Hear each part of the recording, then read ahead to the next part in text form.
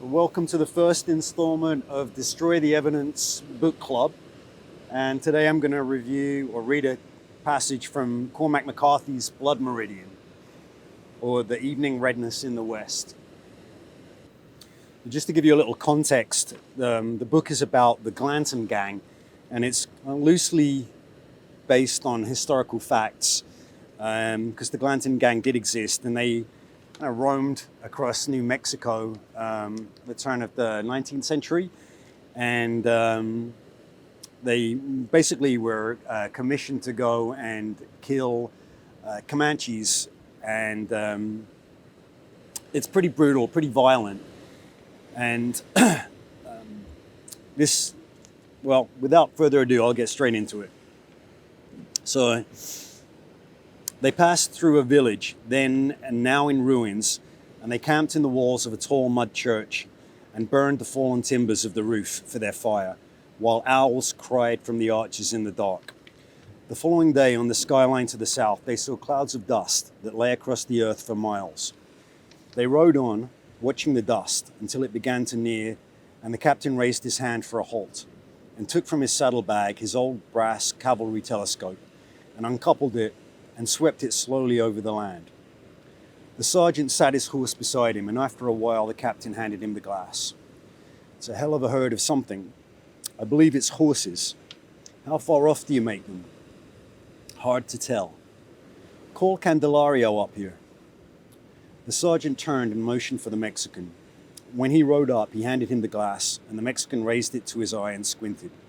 Then he lowered the glass and watched with his naked eyes, and then he raised it and looked again. And then he sat his horse with the glass at his chest like a crucifix. "Well," said the captain. He shook his head. "Well, what the hell does that mean? They're not buffalo, are they?" "No, I think maybe horses." "Let me have the glass." The Mexican handed him the telescope, and he glassed the horizon again and collapsed the tube shut with the heel of his hand and replaced it in his bag and raised his hand, and they went on. They were cattle, mules, horses, and there were several thousand head, and they were moving quarterwise toward the company.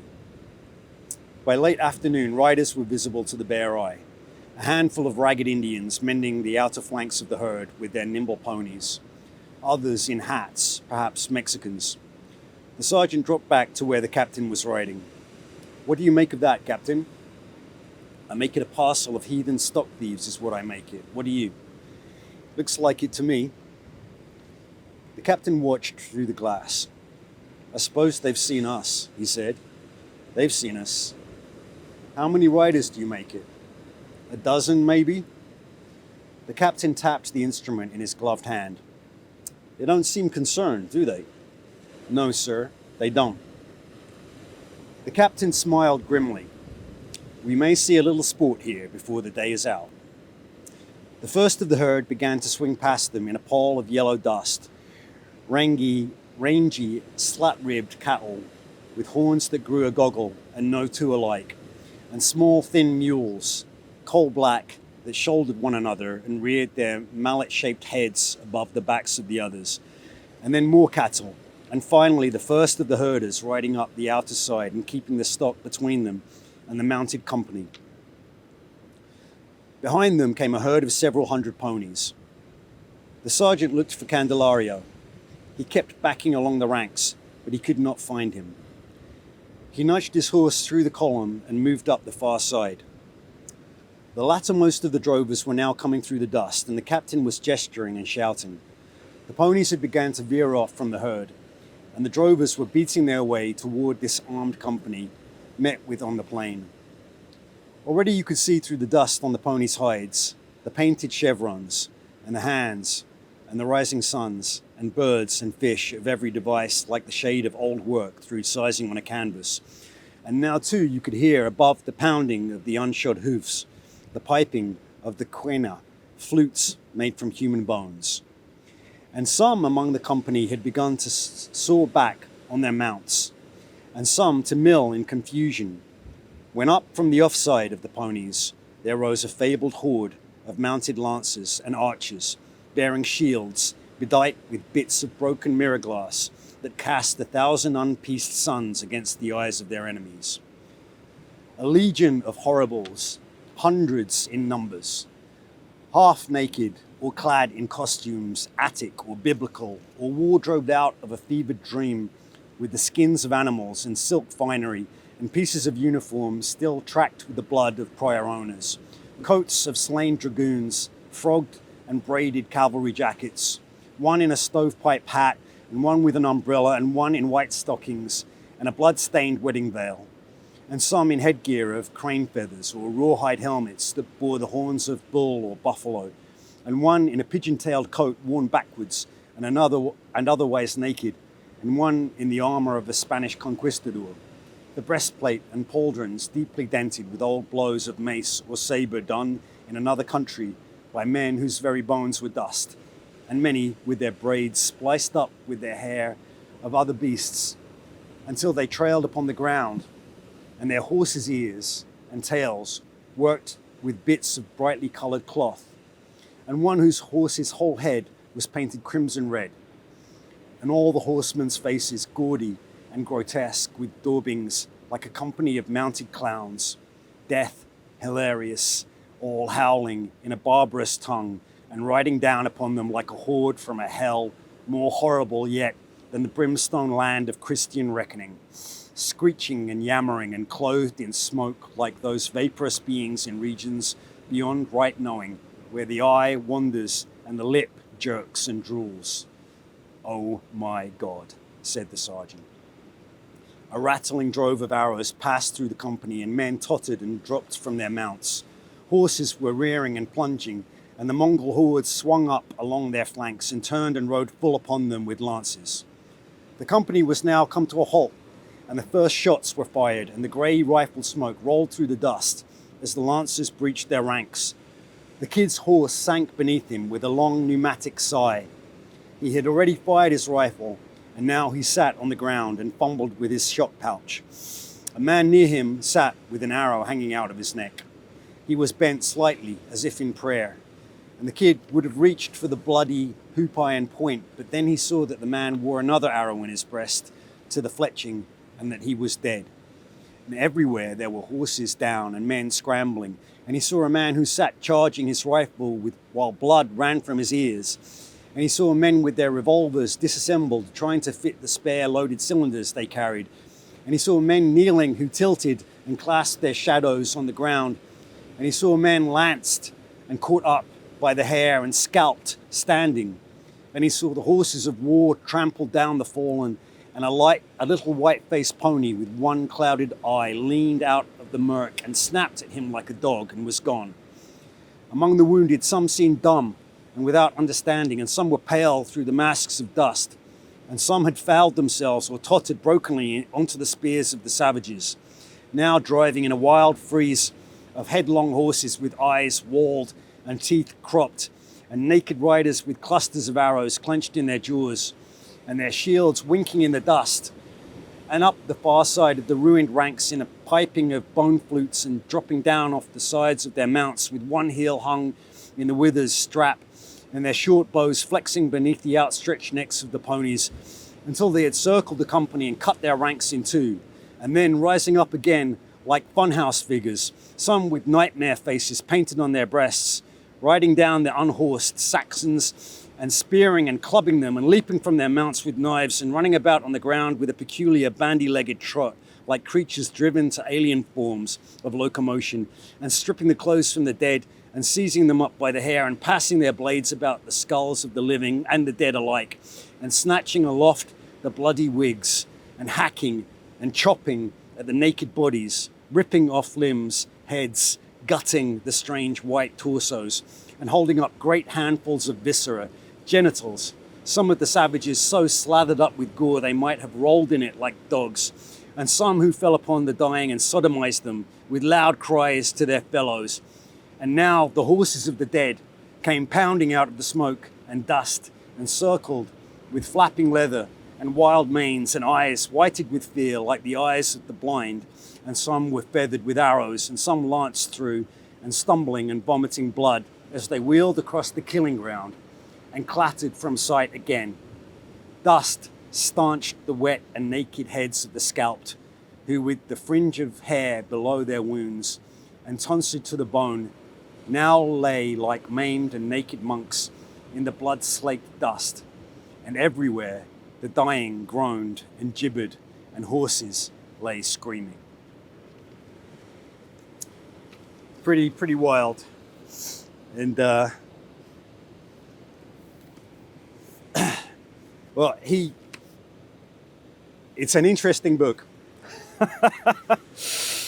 It's very violent in sections, and then in other sections you're like waiting for the action, because McCarthy spends a lot of time describing the landscape and describing the gang traveling through it, and goes into these beautiful descriptions of, you know, the sun and the desert and the mesa, and you're so immersed in the environment that when the violence does happen, it feels like you're right there. And I guess, well, I mean, I read this book. I've read it quite a few times. I mean, I read it before I was in the army, and then I've read it a few times since. And one of the things it made me think about was violence, and specifically in like combat. And when I was in Ranger Battalion, they would always say, you know, we'd do drills, we'd do training drills, and the sergeant major would always say, I want to do it again, but this time I want to see more violence of action. And that was a term we heard a lot in Ranger Regiment, more violence of action.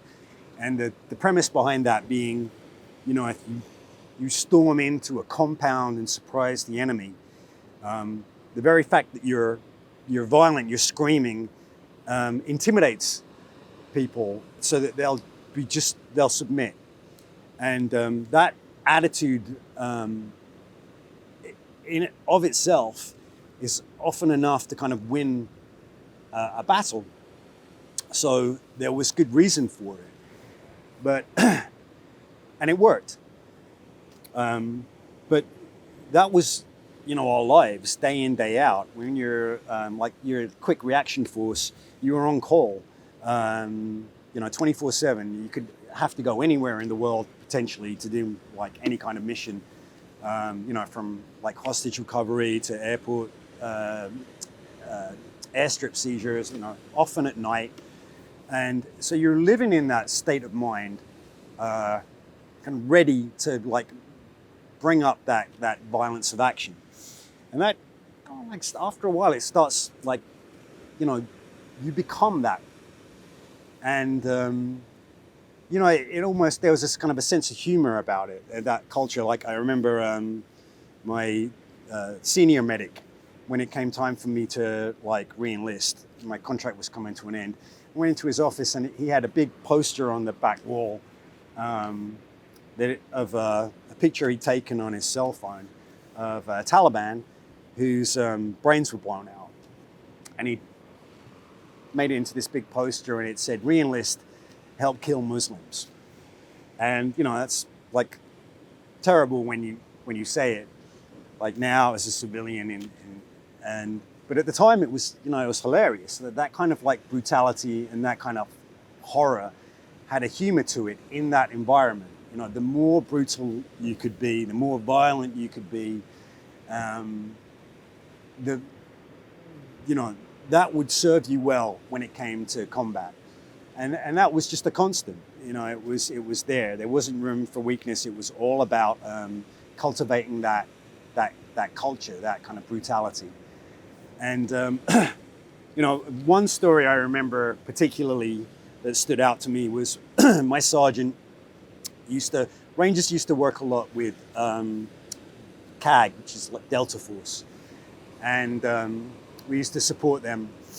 And he was telling me a story about how he was there was a gunfight, and after the gunfight he was going through the the area, you have to clear the area. So, you know, there's the dead enemies in front of you.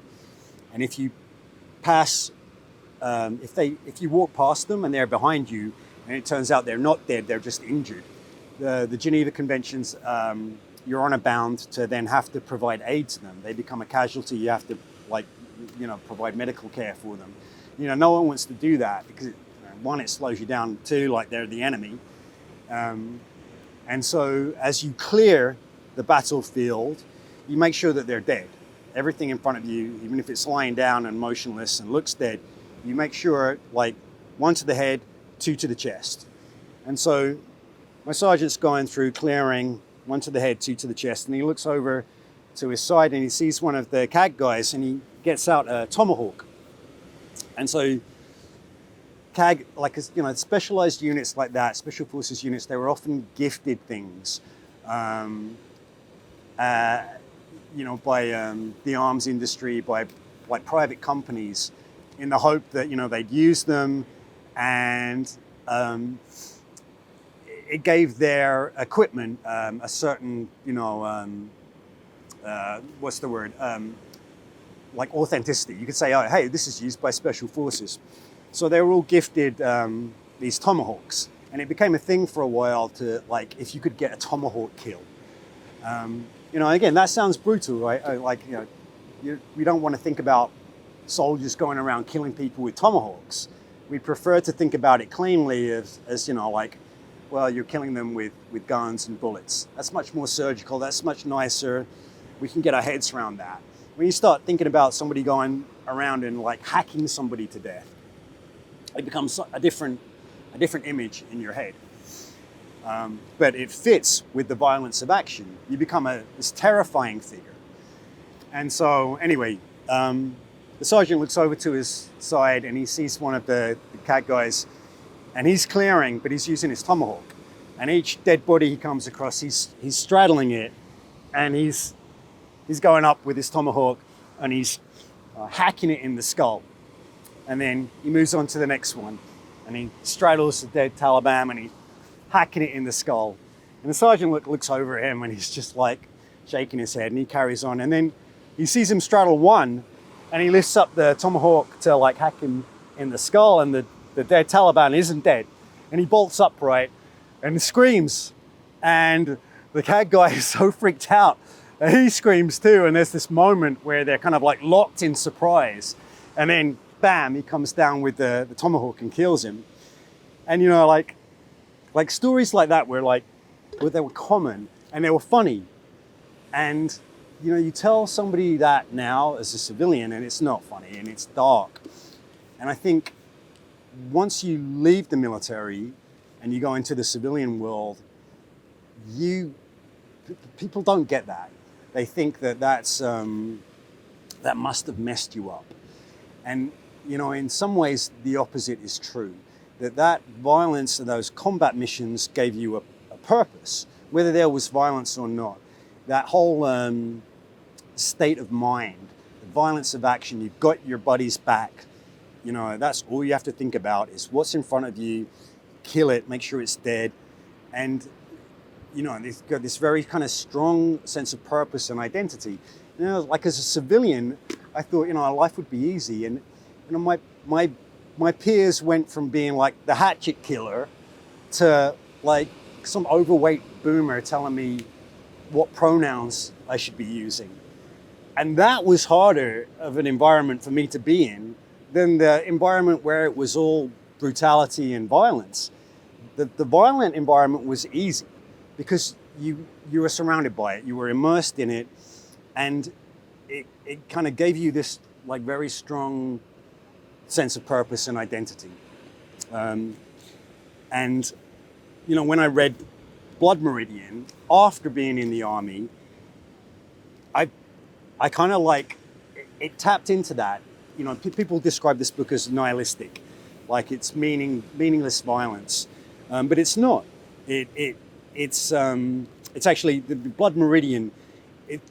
The word meridian, like, McCarthy's tying the violence into the environment, like, and he's reminding us that the border between New Mexico and Mexico, and the colonial, like the Saxons that come and kill the Comanches, and the Comanches that like kill the Clanton's gang and massacre. That whole area is steeped in violence and brutality and horror. And we forget that, because we've got our supermarkets now and our Teslas, and everything's kind of clean and tidy and nice. But it's not the case. The very ground we're walking on has that brutal history. And, I think McCarthy's reminding us of that. And it's not nihilism, it's a case of like, I think there's a line in one of his other books, actually Suttree, where he says, there are no absolutes and things can always get worse. And, there's that madness about it, like thinking things can always get worse. Or it also makes you feel like in each of us, there's a seed of violence. We just haven't encountered the situation that would bring it out. But, if you see your fellow soldier or your loved one, in jeopardy, you're going to do whatever you can to protect them. And if you see them tortured and, massacred, then you're going to, you're not immune to that sense of wanting revenge. And we don't want to think about ourselves like that. We want to think about ourselves as, I would never do anything so awful. But that's not the case. That's just not how our minds are. We're just coasting through, waiting for certain situations to buffet us in a certain direction. We don't have that kind of control. We might think we do, and we might be so immersed in that illusion of control that we feel like, oh, that would never happen. Nuclear bomb, and then you're out there fighting for resources. I guarantee that each one of us would kind of be surprised at some of the actions that we take. So it reminded me actually of another good author, J.G. Ballard, who wrote, he's kind of like, he wrote Empire of the Sun, but most of his books have this kind of dystopian theme. And he wrote one called Supercan, where, there's these super wealthy people, and they're living in this tower block, and the power goes down, and they're trapped in there, and they just resort to barbarism, and they end up barbecuing their German shepherds, these kind of things. It's kind of like Lord of the Flies. What depths that we all will plunge to in certain situations. And you can say, well, that's a bit morbid. Why would you want to read about that? Well, as a veteran, or actually, as anybody who's encountered maybe trauma or has just kind of seen through the veneer of the normal, this kind of madness actually makes you feel less isolated and alone in the universe. It makes you feel like I'm not the only one who's a little bit freaked out. I'm walking down the supermarket aisle, getting my groceries, and I'm it just feels a bit surreal. Knowing that there's this other, it feels like it's an artifice. And when you read books like this, it reminds you of that it is an illusion, and that's okay, and that we're all kind of free falling in this state. So it's one of the reasons I love this book, and it is definitely a classic, and I go back to it again and again for that reason. It kind of grounds me, which you might think is weird. How can reading about such violence ground you? Because it's not the violence, it's the kind of the fact that it reminds you that things are this kind of carnival, this masquerade. What is it, Ray Bradbury's Something This Wicked This Way Comes is another book that's in a similar vein. Or, American Psycho. That kind of, what's lurking beneath the surface. The stock market traders, and one of them's turns out to be the serial killer, but he's in his suit, and yet you don't know, or you do know, because he's off killing prostitutes with a chainsaw. And it's like what's going on underneath the surface, the dark kind of underbelly. And this really captures it. I'd recommend this book. I think it's arguably one of his best. It's really stood the test of time, and I think it will be a classic. It's going to be made into a film next year, which I'm not thrilled about, because like it'll just turn out to be some, I mean, you can't really make books into films. I think the classic story of that would be like, I think Alan Moore was asked by Terry Gilliam. Alan Moore wrote Watchmen, the graphic novel, and he was asked by Terry Gilliam, who was going to direct the movie Watchmen. Terry Gilliam said to Alan Moore, how would you make this film if you were going to direct it? And Alan Moore said, I wouldn't, because it's already a good graphic novel. You know, and then it was made, obviously, and it turned out to be an action film, like a Marvel film, and that's not what the graphic novel was. The graphic novel was a kind of existential detective story. And so, like, I'm sure, well, maybe we'll be surprised. Maybe Blood Meridian will be a good film, but I'd be surprised if they're able to do the violence justice. I mean, because that passage I read was, you know, a snapshot. There are some other scenes in this book that are like shocking. I mean, even like for me, I would like to think, I've heard some similarly brutal stories from my time in the military. You know, stories of like child rape and like just awful things. You know, that once they're in your head, they're there. And, you know, I'd be surprised how they're going to like put that up on the big screen. But again, it's not about the violence. So anyway, Blood Meridian. And I didn't even mention the character, the judge, which I should quickly touch on. The judge is a member of the Glanton gang, and he's kind of like symbolic of the devil. So the book's kind of told, it follows the kid. He's the main protagonist, and the judge is like, he's like this huge corpulent man who's got no hair, and he's super intelligent, and he's very rational. He does things like they're riding along through the desert, and they come across these petroglyphs, and he sketches one of the petroglyphs down, I think, and then he gets a cloth and he rubs it off the rock so it's erased. And you know, I think he's like constantly doing weird stuff like that, and he kind of represents reason or logic or, you know, science. He's very scientific, and he kind of out argues everybody. And I think it's interesting that McCarthy kind of makes him this kind of like devilish figure, that reason is the devil, when this book is all about, you know, exploring the idea that we're not in control.